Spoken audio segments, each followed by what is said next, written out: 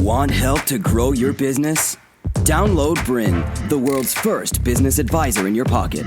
To find out more, visit BRiN.ai or search the App Store today.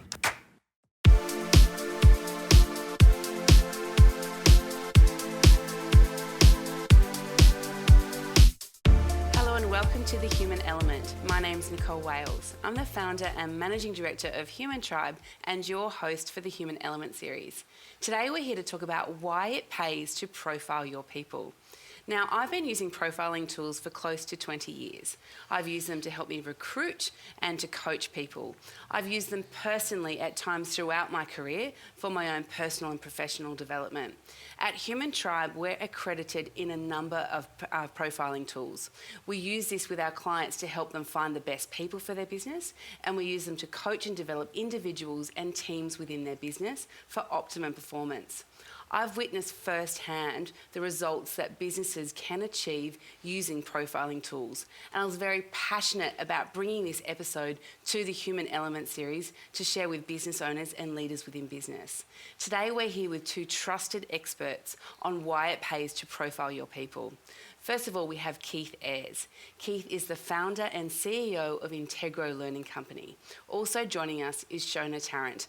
Shona is the Director of Performance, People and Culture at Harris Farm Markets. Keith and Shona, welcome to the Human Element. Thank you.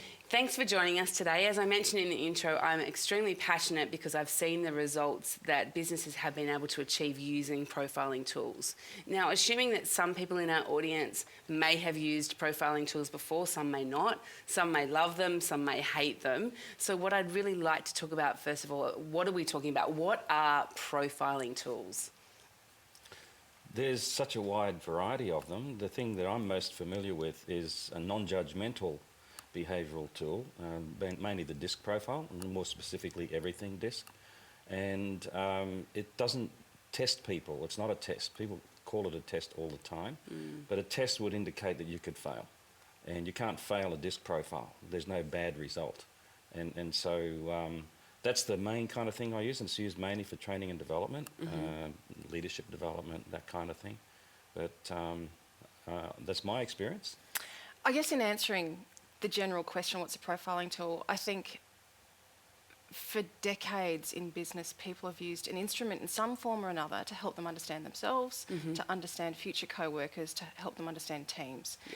I think nowadays when we talk about profiling tools, there's a great suite of options available that have been developed, designed, that have been tested, that have been, proven within business to work to help us make those decisions. So a profiling tool for me is it could be a test of personality, it could be a test of intelligence, it could be a test. It could be something that tests a combination of both. Yep. There are literally thousands of different profiling tools on the market, and there are some that are really great for team building exercises. There are some that are sort of like the intellectual equivalent of elevator music. Yeah. There are some that will help. There are some that will help our world-leading security organisations decide who is going to make a great spy or who is going to make a great security agent. So there's a great, there's a great variety of profiling tools on the market, and there are some that are really great for business use. Yeah, absolutely. And so on that point, let's say, again, I'm a business owner or a leader and I want to look at using a profiling tool. Keith, how do I decide? Because as Shona said, there's literally thousands of options. How do I go about deciding which tool to use?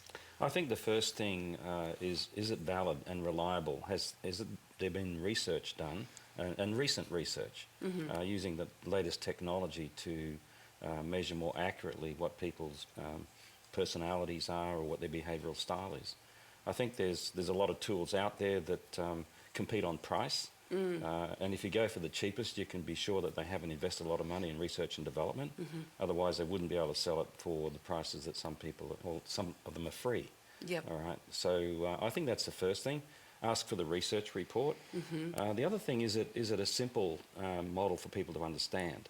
And also that depends on the application of it. If you're going to use something for selection, and the person who's going to be interpreting the results has been trained in the tool, then some complexity is fine. All right, but if you're wanting to use a tool for team building that helps people understand themselves and each other, you really want something that people can get their heads around. Yeah. A fairly simple model that I can say, oh, I'm this style and you are that style, and I can see where we're different, and I can use that. Shona, I guess you've been working in the area of people and culture or human resources for a long time. How did you first start to work out what it is that you were going to use? Yeah, I think referring back to the question you asked Keith, I think the first question I'd ask myself is, what am I using it for? Yeah. And who's my audience? Am I using it for individual coaching and development? Am I using it for selection? Am I using it for team building? Yep. Am I using it with a group of executives? Am I using it across languages? Yes. Am I using it with people who haven't had a high school education? And once I understand that, then you'd start to understand which tool to use. I've used a lot in my time. But referring back to what Keith said, if you are going to be using it for selection or executive coaching or something where it's got to have a great deal of credibility, then you would make a choice about an instrument that's got, a significant academic background in terms of research and being validated and proven for use. But then at work at the moment, we deal with retail workers. And all we want to do is start a conversation about, this is me, what do you like? So we use very simple tools that people can really quickly understand in the space of a 4-hour training session. Yeah. So it's really about understanding the audience and about the outcome that you want at the end of whatever the session might be. And do you use more than one tool in your organisation at the moment? We do. To take you through the life cycle of an employee, when we recruit through to executive coaching, we use the one tool consistently. We understand the employee at selection. We use that tool to help onboard them into the organisation. We use that tool to help welcome them to their new team. We actually show their new team members, this is your new teammate, and we show the new teammate everyone else in the group. And then we use it for executive coaching going forward. But that's typically with an executive cohort.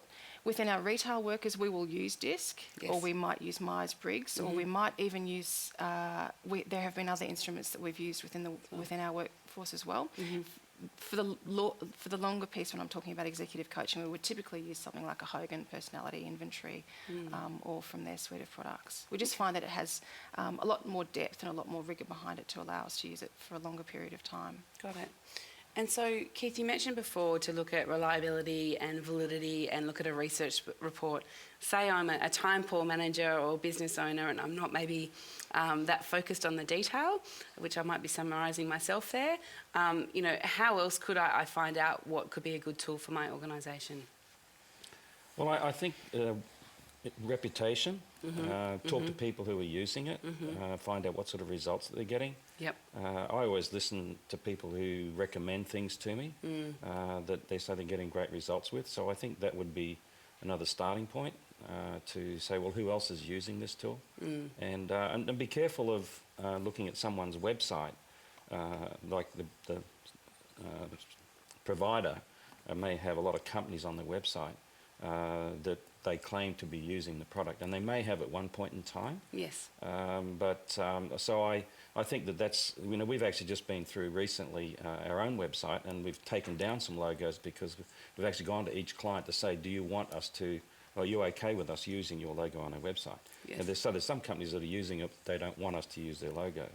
But I know that there are some providers out there that have got this massive array of different companies, and I know that some of them are not actually using a profile because they're using ours. Yeah. Right. Yeah. So that's, I think, apart from the research thing's a bit of a bugbear for me, because I know that some of our competitive products out there haven't done any current research and are actually basing some of their claims on things that can't be supported by fact.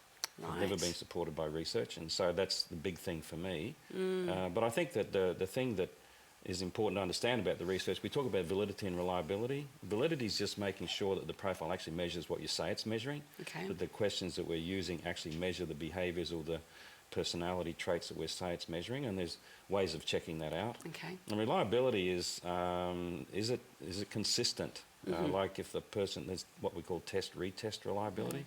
If the person takes the assessment again within 2 or 3 months. So they're likely to get the same result. Yeah. And that's the kind of research I'd be looking for. Yeah, got it. Excellent. So when we come back, what I'd really like to do is look at the functional uses of profiling tools. Specifically, when we come back, I'd like to talk about recruitment. You've been watching The Human Element. My name's Nicole Wales, and we'll be back with you shortly. Hello and welcome back to The Human Element. My name's Nicole Wales. Today we're joined by Keith Ayers and Shona Tarrant, looking at why it pays to profile. To continue enjoying this presentation, download BRiN, the world's first business advisor in your pocket. To find out more, visit BRiN.ai or search the App Store today.